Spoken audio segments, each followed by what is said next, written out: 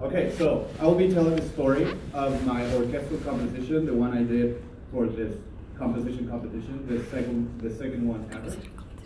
So first of all, not many people have heard about this competition, right? The Trevecca Symphony Orchestra composition competition started in 2018 with its first winner being Jake Canuck, who, by the way, is currently studying in Berkeley School of Music.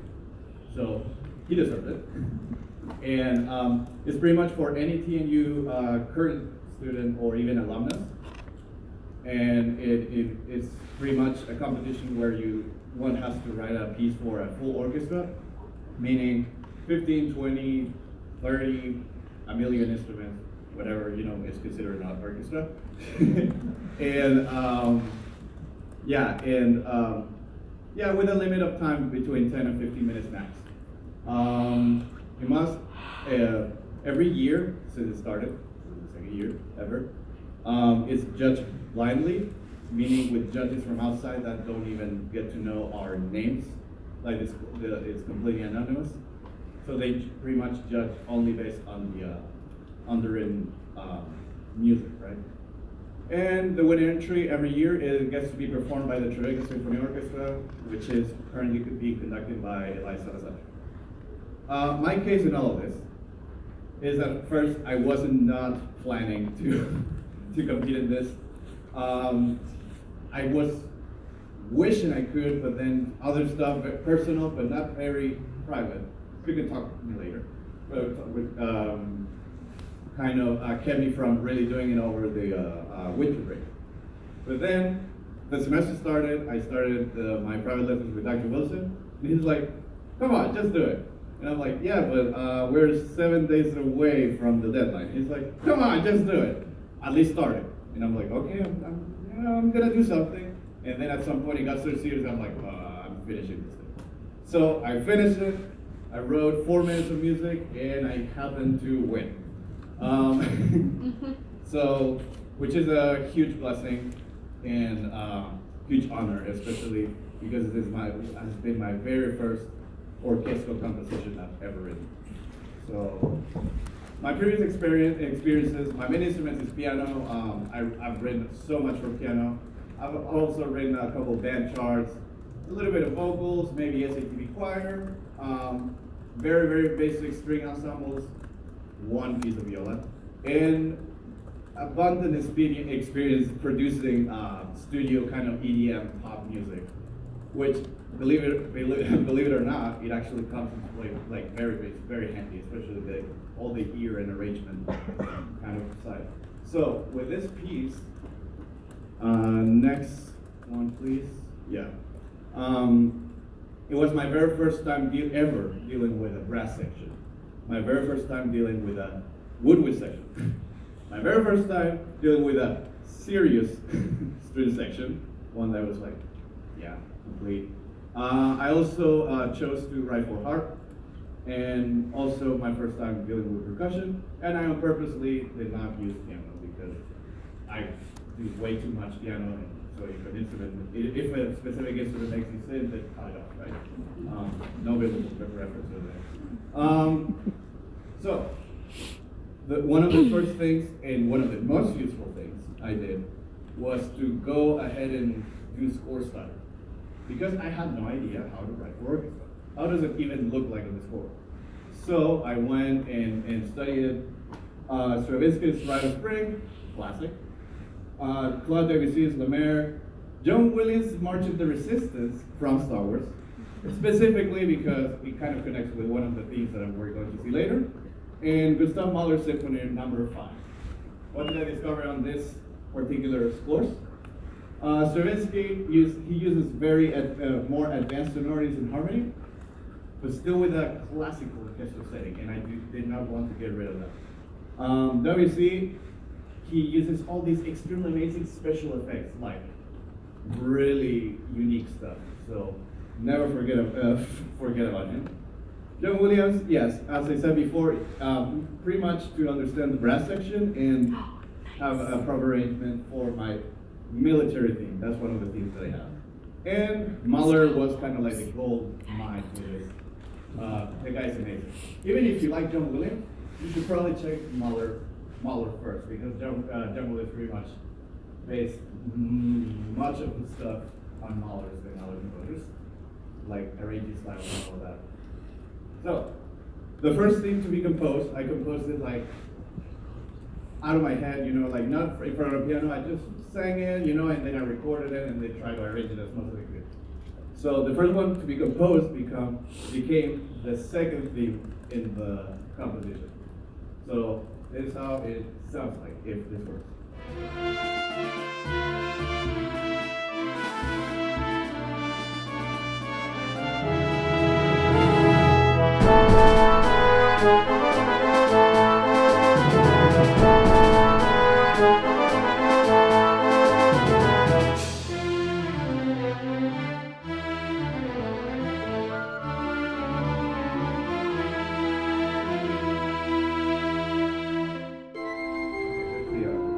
Beautiful flute. Afterwards. Yeah, by the way, that's not a real orchestra, so that's why it sounds so robotic.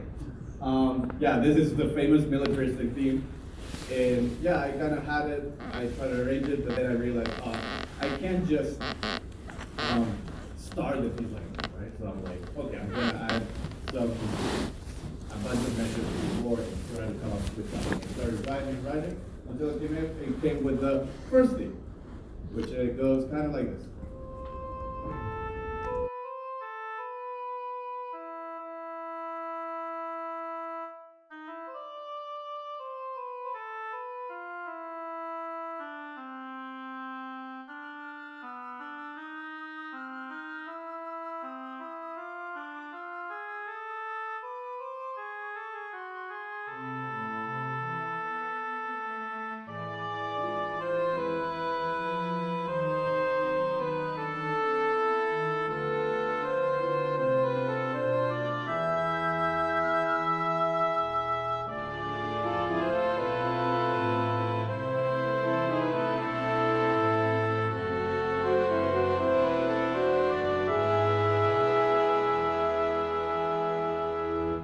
That's the first theme, A theme, the A theme, A and B. I had those two themes so far.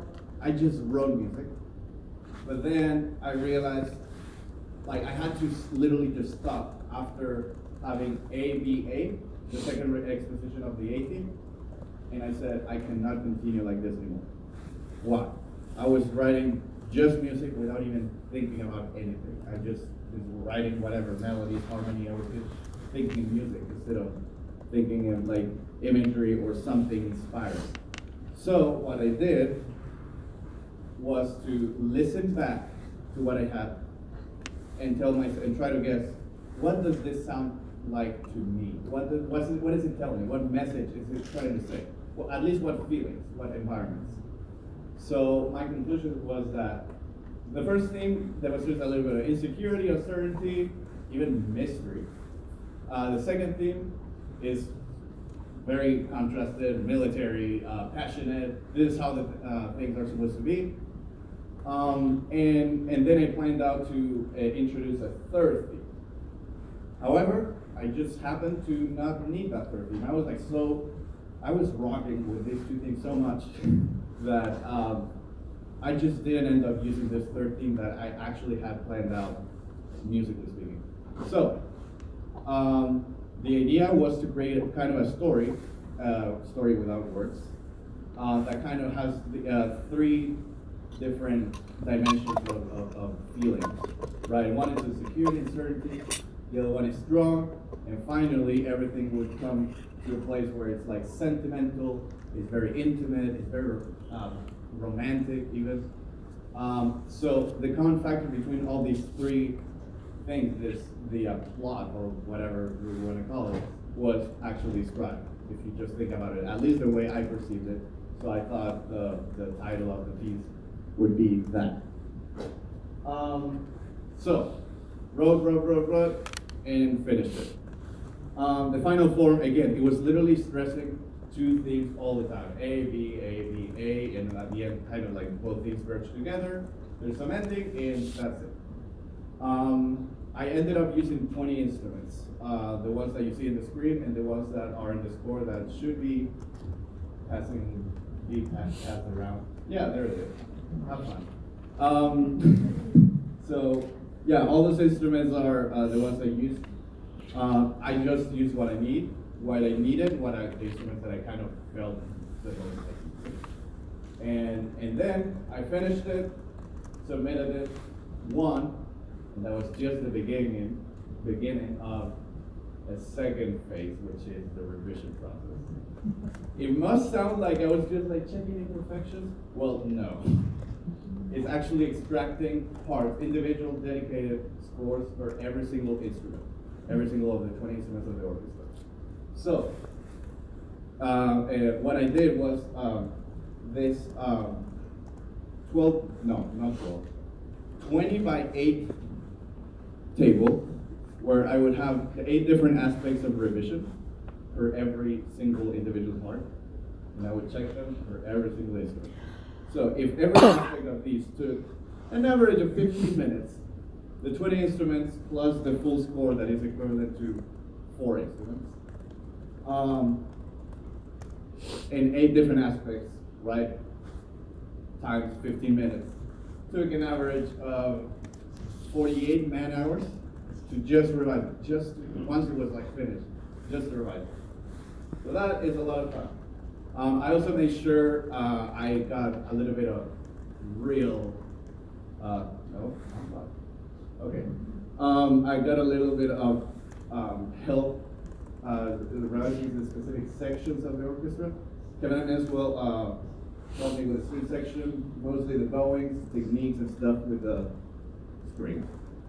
Jesse Fair, the head of percussion, notation, and also distributing the different people that would play percussion. Ariel Inigo, her own harp. She was here, she's not? Okay, cool. And Dr. Errol Wilson with pretty much anything, which might sound like very generic, but it's not. He helped a lot still. So that's his thing. So he's a master. Actually, a top. So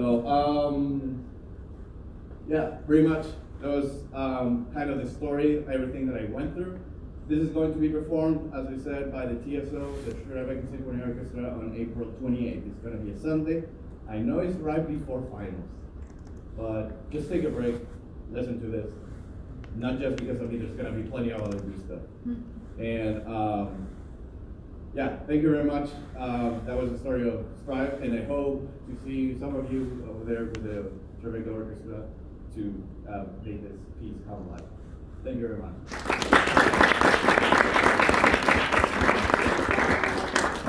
you have any questions for someone? Now, have you worked with the orchestra, the conductor, and the faculty? Yeah, there was actually a fun fact that I forgot to mention. Either right now or a few minutes ago, the Trevecca Symphony Orchestra just played my piece in the rehearsal. Right now. I have gone to the rehearsal, to one of the rehearsals. I was supposed to be there today, but I was doing something, ironically, something else. Yes, I am very, I'm working along with Elias, but at the same time, Elias has been able to interpret what's written on the piece exactly like the stuff that I intended. It's like magic. So yes, I have been working with the TSO and Elias. I know. Do you see yourself composing for orchestra in the future? Orchestra. If I have to, no. No. I mean. The funny thing is that I do not only cover the notating kind of composing. I also like being, in the producing world. Everything that is recorded, right? So, along those lines, yes, I want to do that. It's one of the things that I want to do for a living. Yeah, if it takes 20 instruments, it's probably going to take more, especially if it's a serious job. I'm going to add like anything, everything, whatever it takes, right? So.